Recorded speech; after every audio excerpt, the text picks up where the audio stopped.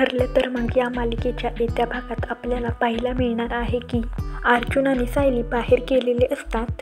ते दोघे एकमेकांसोबत बोलत असतात तर समोर दोन लहान मुले खेळताना अर्जुनला दिसतात। त्यांना पाहून अर्जुन सायलीला त्याचा भूतकाळ सांगतो। अर्जुन सायलीला म्हणतो की मी आणि तन्वी लहान असताना असेच खेळायचो, एकत्र भेळ खायचो, एकत्र अभ्यास करायचो। हे सगळं ऐकून सायलीला अचानक तिच्या भूतकाळातल्या गोष्टी आठवू लागतात, ज्यामध्ये ती अर्जुनशी खेळताना दिसते। हे सगळं तिला अंधुक आठवत असतं। अर्जुन तिला म्हणतो की तन्वीला चित्र काढायला फार आवडायचं। अर्जुन तिला एक आठवणी सांगत असतो। सायलीला आठवतं की एक लहान मुलगी तिच्या आईला चित्र दाखवते व तिला आई असं म्हणते आणि अचानक सायली जोरात आई म्हणून ओरडते। यावरून सायलीला लवकरच तिचा भूतकाळ आठवणार असल्याचं समजतंय।